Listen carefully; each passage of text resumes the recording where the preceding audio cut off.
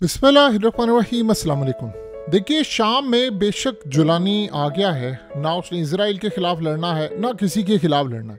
तो ये मामला तो हो गया है बड़ा क्लियर कि लड़ाई कौन करेगा और अमेरिका और इनके सामने कौन आएगा। लेकिन इस वक्त की करंट मौजूदा सूरत हाल ये है कि यमन ने इस वक्त इसराइल पर हमला कर दिया है और ये बड़ा तबाहकुन हमला था जो उन्होंने आधी रात को किया। इस हमले में उनकी मिलिट्री को, जो उनके यानी मिलिट्री टारगेट्स थे, उनको इतनी बुरी तरह डैमेज किया गया है कि ये इंटरसेप्ट नहीं कर पाए। वहाँ की गाड़ियाँ तबाह हुई हैं, बहुत सारी चीज़ें तबाह हुई हैं और मिलिट्री टारगेट्स को बुरी तरह हिट किया गया, क्योंकि इस दफ़ा जो इन्होंने हाइपरसोनिक मिसाइल मारा था वो एक्यूरेटली जाकर हिट हुआ है और सही मायनों में उन्होंने टारगेट अचीव किया। अब आप ये सोचें, हमला इतना ख़तरनाक था, यमन की जानिब से इतना ख़तरनाक हमला था कि इमीडिएटली 1 घंटे के बाद इजराइल के तैयारे उड़े हैं और उन्होंने जाकर यमन पर हमला कर दिया है। यमन पर जो हमला किया है ये आप मनाजिर देख सकते हैं। इजराइल के जो तैयारे हैं वो यमन में घुस गए और काफ़ी तबाहकुन हमला था, इसमें कोई दो राय नहीं है। काफ़ी जगहों पर जाकर उन्होंने आग लगाई, तबाही मचाई। कहाँ पर उन्होंने हिट किया, क्या सूरत हाल हुई, ये इजराइल की हमेशा की तरह बात, हमने ये हिट कर दिया, लेकिन उन्होंने हिट किया है। ऐसा कभी भी नहीं हुआ कि इजराइल को आपने हिट किया हो और 1 घंटे के अंदर अंदर जाकर उन्होंने आप पर रिवर्ट बैक करके आपको हिट कर दे।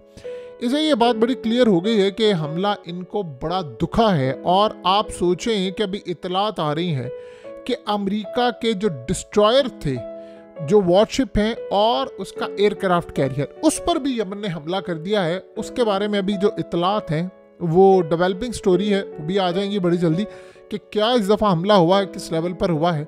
लेकिन उन्होंने हमला कर दिया और ये बड़ा तबाहकुन हमला था इस दफ़ा।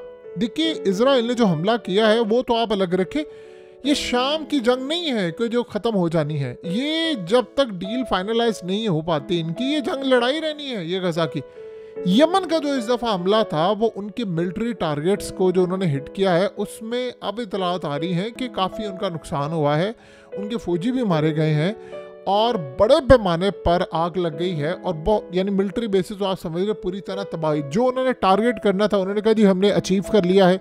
और हमला इतना शदीद था, यानी आप ये समझ लें कि इतना तबाहकुन था कि इजराइल की पूरी एयरफोर्स हिल गई है और उन्होंने कहा कि हमने सुबह तक इंतज़ार नहीं करना, 1 घंटे के अंदर अंदर हम उसका बदला लेने के लिए जाएंगे। बहरहाल इस दफ़ा का हमला पिछले तमाम हमलों से ज़्यादा ख़तरनाक था और इतना ख़तरनाक था कि उनको खौफ और डर ये था, जो इतलात मिल रही थी कि समंदरों में अमेरिका के वॉरशिप पर भी हमला हो गया है, उनके एयरक्राफ्ट कैरियर्स पर भी हमला हो गया। तो अमेरिका ये चाह रहा था कि कंटिन्यूस जो दोनों जगहों पर हमला हुआ है इनको रोके जाकर, ये तो हमारी इंड से इंड बचा देंगे। तो फौरी तौर पर इजराइल के तैयारे उड़े हैं और वो यमन के अंदर घुसकर उन्होंने हमला किया। तो आप ये समझ लें कि ये एक अच्छी लेवल की लड़ाई हुई है जो तकरीबन समझ रहे आप इसे चंद घंटों में देखने को मिली है। और इसमें इजराइल को अभी तक का जो नुकसान उठाना पड़ रहा है वो ये है।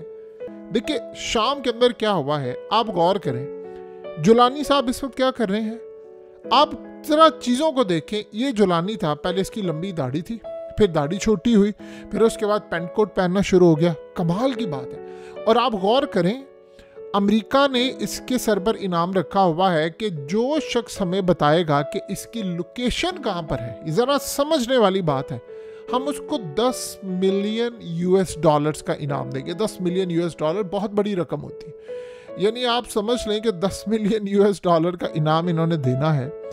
आप गौर करें इस सारी सूरत हाल में। वो इंटरव्यूज़ देता फिर रहा है इंटरनेशनल मीडिया को, CNN, BBC, हर इंटरनेशनल मीडिया के लोग आ रहे हैं, सबको पता है वो कहाँ पर बैठा हुआ है।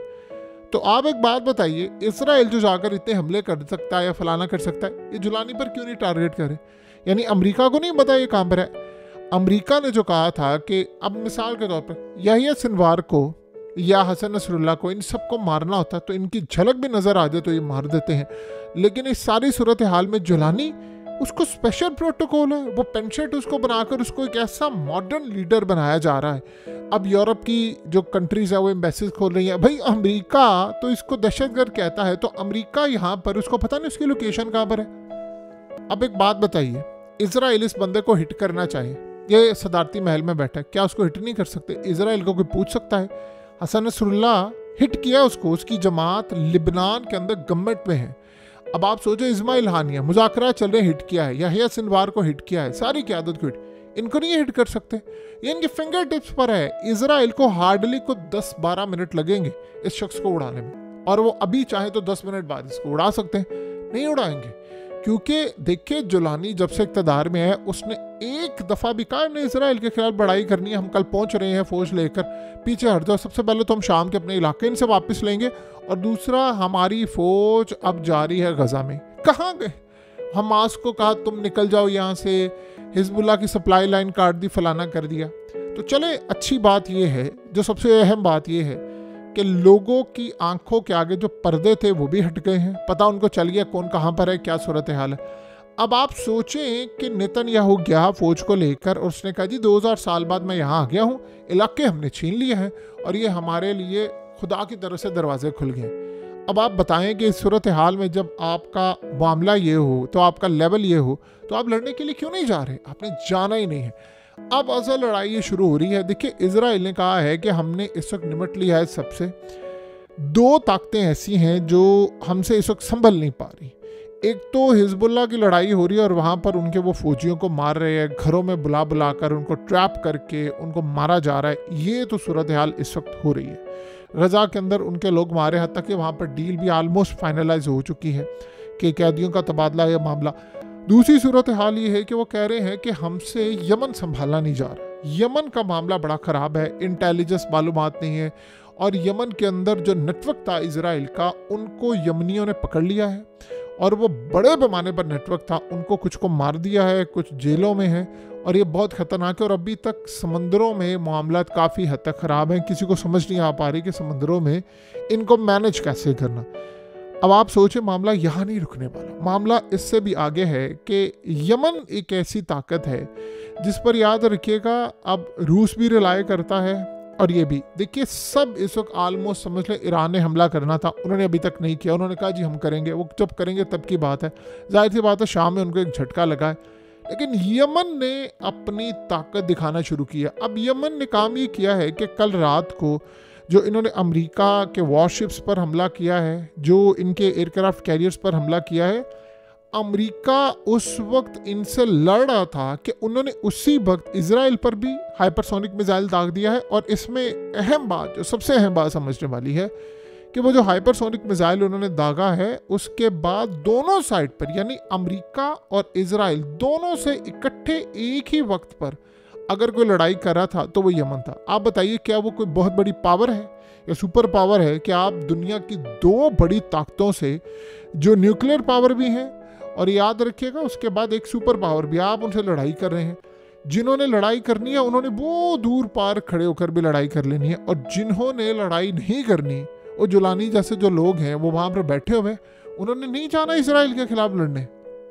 आपको पता है कि आज इजराइल की डिफेंस फोर्सेस ने फौरी तौर पर यानी इन्वेस्टिगेशन खोल दिया। उन्होंने कहा कि हमें सिर्फ ये बताएं कि यमन का जो मिसाइल आया था वो इस दफ़ा इंटरसेप्ट क्यों नहीं हो पाए, यानी क्यों नहीं हम इसको रोक पाए, क्या वजह है। उन्होंने कोई मिसाइल दूसरा इस्तेमाल किया है, कोई हाइपरसोनिक मिसाइल में कोई नई कैटेगरी आई है, ऐसा क्या हुआ है कि हमारे फौजी अड्डे को उड़ा दिया है, फौजी उनके मारे गए हैं और वो पूरी तरह छुपा रहे हैं, वहाँ पर गाड़ियाँ तबाह हो गई हैं, इतनी ज़्यादा उसकी यानी आप समझ ले वेव्स गई हैं कि इर्द गिर्द के घरों में, गाड़ियों में, हर जगह पर यानी बुरी तरह डैमेज हुआ। अब वो ये पूछ रहे हैं कि क्यों हुआ है, हमें बताया जाए कि कैसा इन्होंने इस दफ़ा स्ट्राइक किया है कि हमसे ये रोका नहीं गया, बावजूद इसके कि इस दफ़ा इजराइल को बहुत ज़्यादा यानी लेवरेज हासिल था, उनके पास टाइम था। देखिए लेबनान से हमला नहीं हो पा रहा, और आप ये सोचो शाम से हमला नहीं हो पा रहा, ईरान ने हमला नहीं किया है, रूस भी चला गया है, तो सारी तवानाइयाँ तो यहाँ पर है। और सोचे ज़रा, सबसे अहम बात है,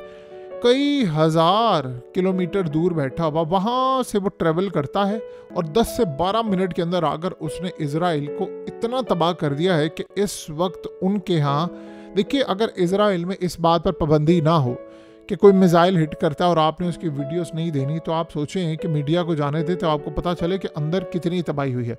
बहरहाल यमन इस वक्त एक वाहिद ताकत है जो लड़ रही है, आखिरी हद तक लड़ रही है इजराइल के खिलाफ, और उन्होंने कहा कि जब तक गजा की जंग बंद नहीं, देखिए सब ने अबैंडन कर दिया है, गजा को सब ने कर दिया है।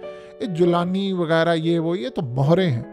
आप सोचें, जब जुलानी और ये वो इजराइल के खिलाफ लड़ने के लिए जाते हैं तो क्या दुनिया इनके साथ खड़ी ना हो जाती कि भाई ठीक है आप जा रहे हैं। देखिए, जिन्होंने लड़ना होता है, जिन्होंने जाने देनी होती है, उनको इस बात की परवाह नहीं होती कि हम मारे जाएंगे कुछ। आप अपने तो इलाके इजराइल से पहले ले लें। तो इस सूरत हाल में एक ही मुल्क है इस वक्त जिसने अभी फ़िलहाल अपने एक्शन से अबेंडन नहीं किया, और उसका नाम है यमन। वो कितनी देर तक लड़ाई करते हैं, क्या सूरत हाल है, लेकिन इस दफ़ा का हमला इजराइल के अंदर तक घुसकर फटा है और ये उनके लिए काफ़ी नुकसानदेह है।